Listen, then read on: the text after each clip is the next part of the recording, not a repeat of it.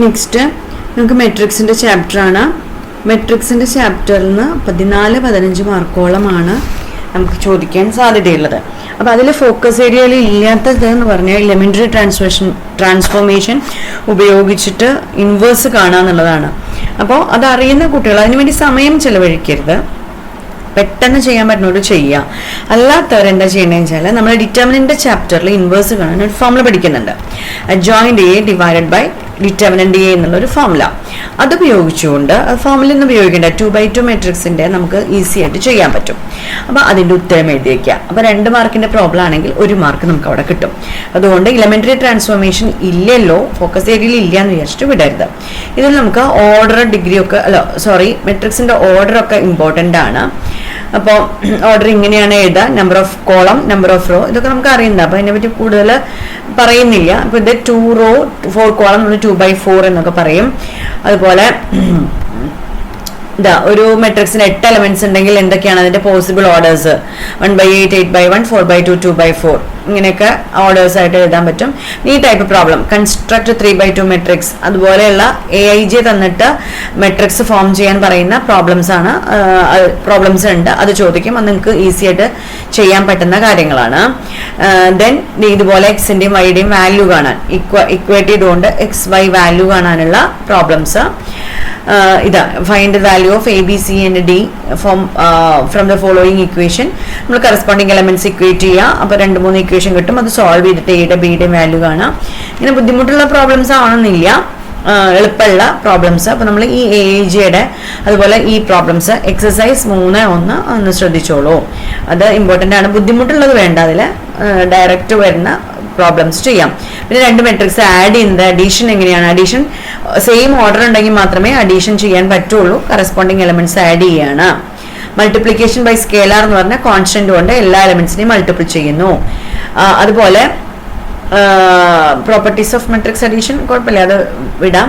നമുക്ക് ഈ എക്സാമ്പിൾസ് ഇതുപോലെയുള്ള പ്രോബ്ലംസ് ഒക്കെ നോക്കുക. എക്സ് കണ്ടുപിടിക്കുക, 2a + 3x = 5b. ഈ എക്സാമ്പിൾസ് ടെക്സ്റ്റ് ബുക്കിലെ എക്സാമ്പിൾസ് വർക്ക്ഔട്ട് ചെയ്യാൻ നോക്കുക, ടെക്സ്റ്റിലുള്ള ഈ എക്സാമ്പിൾസ് ഒക്കെ. ഓക്കെ, ഇത് കുറച്ച് ബുദ്ധിമുട്ടാണ്. ഇതുപോലെയുള്ള സിമ്പിൾ പ്രോബ്ലംസ് നമ്മൾ ശ്രമിക്കുക.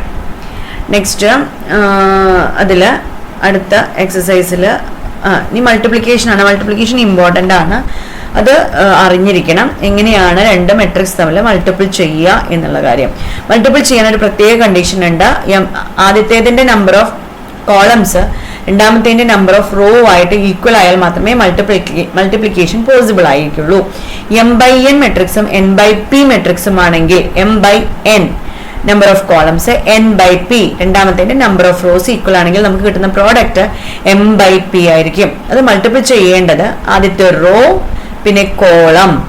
അപ്പൊ ഇവിടെ എങ്ങനെയാ വരികയെന്ന് വെച്ചാൽ ഇവിടെ മൾട്ടിപ്പിൾ ചെയ്യുമ്പോൾ നോക്കിക്കോളൂ. ഇതാ ഒരു എക്സാമ്പിള്. ഇത്ര ഡീറ്റെയിൽ ആയിട്ട് നമ്മൾ ഇത് എക്സ്പ്ലെയിൻ ചെയ്ത് തന്നിട്ടുള്ളതാണ്. നമ്മൾ ചെയ്യുമ്പോൾ പെട്ടെന്ന് ചെയ്യും. 1 കണ്ടോ, ഇവിടെ കളർ ചെയ്തിട്ടുണ്ട്. 7 പോലെ ഇങ്ങനെ എടുക്കാം. കറസ്പോണ്ടിങ് എലമെന്റ്സ് മൾട്ടിപ്പിൾ ചെയ്യുന്നു.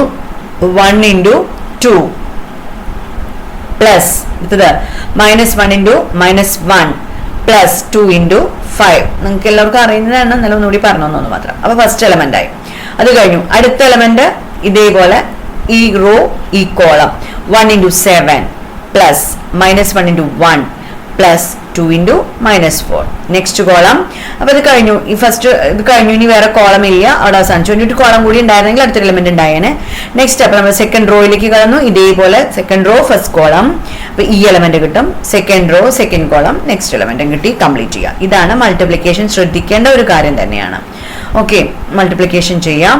അത് കഴിഞ്ഞിട്ട് പിന്നെ വരുന്ന സംഭവം അത് അതിൻ്റെ ആപ്ലിക്കേഷൻ ആയിട്ടാണ്. പ്രോപ്പർട്ടീസ് അത്ര വേണമെന്നില്ല. ഈ ടൈപ്പ് പ്രോബ്ലംസ് ഒക്കെ ഒന്ന് ചെയ്യാൻ ശ്രമിച്ചു കഴിഞ്ഞാൽ മൾട്ടിപ്ലിക്കേഷൻ നമുക്ക് ഈസി ആയിരിക്കും. നെക്സ്റ്റ് ഇത് വലിയ പ്രോബ്ലമാണ്, ഇത് നോക്കണം എന്നില്ല. ഇതുപോലത്തെ ചെറിയ സ്ക്വയറിൻ്റെ ഒക്കെ പ്രോബ്ലംസ് വരാൻ സാധ്യതയുണ്ട്. ഈ എക്സസൈസ് 3-2 എക്സസൈസ് എളുപ്പമുള്ളതൊക്കെ ഒന്ന് നോക്കിക്കോളൂ, ബുദ്ധിമുട്ടുള്ളത് വേണ്ട. അപ്പം ഈ 2/2 ഒക്കെ ഇതൊന്ന് ചെയ്തു കഴിഞ്ഞാൽ നന്നായിരുന്നു. പിന്നെ ഈ പ്രോബ്ലംസ് ഒക്കെ x × 2 3 + y × അതുപോലെ സോൾവ്, ഈ ടൈപ്പ് പ്രോബ്ലംസ് ഒക്കെ ഒന്ന് ചെയ്ത് നോക്കിയാൽ നല്ലതാണ്. പിന്നെ ഇതൊന്നും വേണമെന്നില്ല. പിന്നെ വരുന്നത് ഈ ടൈപ്പ് 15ാമത്തെ ചോദ്യം. ഈ എ ക്യൂബിന്റെ നിർബന്ധമില്ല. അതുപോലെ 17ാമത്തെ ക്വസ്റ്റ്യൻ, ഇതൊക്കെ ഇമ്പോർട്ടൻ്റ് ആണ്. 15, 17 ഒക്കെ പരീക്ഷയ്ക്ക് പലപ്പോഴും ചോദിച്ചിട്ടുണ്ട്. അത്രയും നോക്കിയാൽ മതി ആ എക്സസൈസിൽ. അതുപോലെ ഇവിടെ ഈ വൺ വേർഡുകളൊക്കെ ഒന്ന് നോക്കാം. ഇതൊക്കെ. അടുത്തത് ട്രാൻസ്പോസ് ഓഫ് എ മെട്രിക്സ്. എന്താണ് ട്രാൻസ്പോസ്? റോയും കോളും ഇന്റർചേഞ്ച് ചെയ്തെഴുതുന്നതിനാണ് ട്രാൻസ്പോസ് എന്ന് പറയാം, തിരിച്ചെഴുതുന്നതിന്. അതിന്റെ പ്രോപ്പർട്ടീസ് നോക്കിക്കോളൂ. A transpose whole transpose equal to A, പിന്നെ K A whole transpose equal to K into A transpose, A plus B whole transpose equal to A transpose plus B transpose, A B whole transpose equal to B transpose into A transpose. ഇതിനെ base ചെയ്തിട്ടുള്ള problems, അതും നിങ്ങൾക്ക് സ്വയം ചെയ്ത് നോക്കാവുന്ന problems ആണ്. Example 20 അത് നോക്കാം. അതിൽ ആൻസർ ഉണ്ട്, ബുദ്ധിമുട്ടില്ല, നോക്കിക്കഴിഞ്ഞാൽ മനസ്സിലാവും. ദെൻ ഈ problem verify that A B whole transpose simple ആണ്, നോക്കി നോക്കാം. അതുപോലെ സിമെട്രിക്കും സ്ക്യൂ സിമെട്രിക്കും മെട്രിക്സ്. ഒരു മെട്രിക്സ് സ്ക്യൂ സിമെട്രിക് ആണെങ്കിൽ A transpose equal to A transpose equal to A, അതായത് ട്രാൻസ്പോസ് കണ്ടു കഴിഞ്ഞാൽ അത് തന്നെയാണെങ്കിൽ അതാണ് സിമെട്രിക് മെട്രിക്സ്. അതുപോലെ തന്നെ എ ട്രാൻസ്പോസ് കണ്ടത് -a ആണെങ്കിൽ സ്ക്യൂ സിമെട്രിക് എന്നും പറയും. നെഗറ്റീവ് ആണ് എങ്കിൽ സ്ക്യൂ സിമെട്രിക് മെട്രിക്സിന്റെ പ്രത്യേകത എന്താണെന്ന് വെച്ചാൽ അതിന്റെ ഡയഗണൽ എലിമെന്റ്സ് കംപ്ലീറ്റ് 0 ആയിരിക്കണം. കാരണം നെഗറ്റീവ് ആവേണ്ട എ ട്രാൻസ്പോസ് കണ്ടാൽ, അപ്പോൾ ഡയഗണൽ എലിമെന്റ്സ് മാറിക്കഴിഞ്ഞാൽ ശരിയാവില്ല, നെഗറ്റീവ് വരില്ല. അപ്പോൾ ഡയഗണൽ എൻട്രീസ് മുഴുവൻ ആരുടെ സ്ക്യൂ സിമെട്രിക് മെട്രിക്സിന്റെ 0 ആയിരിക്കും. പിന്നെ അതിന്റെ തിയറം നോക്കിക്കോളൂ. എ പ്ലസ് എ ട്രാൻസ്പോസ് കണ്ടാൽ അത് സിമെട്രിക് ആയിരിക്കും. അതുപോലെ A- എ ട്രാൻസ്പോസ് കണ്ടാൽ അത് സ്ക്യൂ സിമെട്രിക് ആയിരിക്കും. നമ്മളിത് ഒരു ഇമ്പോർട്ടന്റ് പ്രോബ്ലം ചെയ്യാൻ വേണ്ടിയിട്ട് യൂസ് ചെയ്യുന്നതാണ്. അതായത് any square matrix can be expressed as a sum of ഏതൊരു മെട്രിക്സ് എ എടുത്തു കഴിഞ്ഞാലും, സ്ക്വയർ മെട്രിക്സ് എ എടുത്താലും അതിനെ ഒരു സിമെട്രിക് മെട്രിക്സിന്റെയും ഒരു സ്ക്യൂ സിമെട്രിക് മെട്രിക്സിന്റെയും സം ആയിട്ട് എക്സ്പ്രസ് ചെയ്യാം. നമ്മളിപ്പോൾ കഴിഞ്ഞ തിയറത്തിൽ പറഞ്ഞു A plus A transpose symmetric ആണെന്നും A- A transpose skew symmetric ആണെന്നും. അപ്പൊ A plus A transpose by 2 plus A- A transpose by 2 ചെയ്ത് കഴിഞ്ഞാൽ നമുക്ക് എ കിട്ടും. ഓക്കെ, ആ ടൈപ്പ് പ്രോബ്ലം എന്തായാലും അത് പരീക്ഷയ്ക്ക് ചോദിക്കും. 3 മാർക്കിന്റെ 6 മാർക്കിന്റെ എത്ര വേണമെങ്കിലും ആവാം. അപ്പോൾ ആ ടൈപ്പ് പ്രോബ്ലം നമ്മൾ ചെയ്ത് പഠിക്കുക. 3/3യുടെയും 2/2ന്റെയും ഒക്കെ 1/2 ടെക്സ്റ്റിലുണ്ട്, അത് നോക്കിക്കോളൂ. നോട്ട്ബുക്കിലും നമ്മൾ ചെയ്തിട്ടുണ്ട് പണ്ട്, അത് നോക്കിയിട്ട് ഈ എക്സസൈസും കൂടി കംപ്ലീറ്റ് ചെയ്യാം. ഓക്കെ,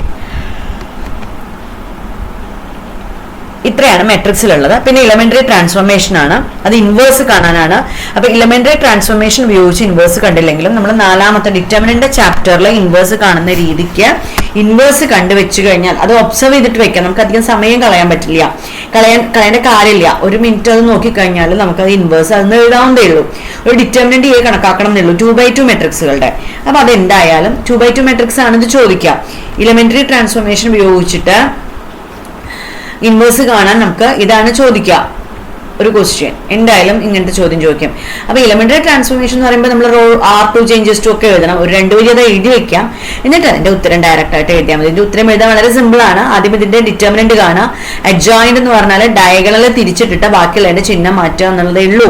അതായത് ഡയഗണൽ തിരിച്ചിട്ട് -1, ഇതിന്റെ ചിഹ്നം മാറ്റണം -2, ഇതിന്റെ ചിഹ്നം മാറ്റണം -2, ഇത് തിരിച്ചിട്ടു 1.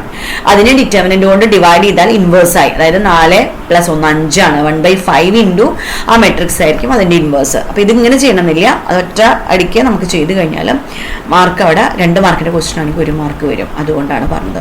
അപ്പൊ ഇത്രയാണ് മെട്രിക്സ് എന്ന ചാപ്റ്ററിൽ നോക്കാനുള്ളൂ. അപ്പൊ അതെല്ലാം കാര്യമായിട്ട് നോക്കുക. 10 മാർക്കിനേക്കാൾ കൂടുതൽ വെയിറ്റേജ് ഈ ചാപ്റ്ററിൽ നിന്ന് ഉണ്ട്, അതുകൊണ്ടാണ് അത് കോൺസെൻട്രേറ്റ് ചെയ്യാൻ പറഞ്ഞത്. ഓക്കെ.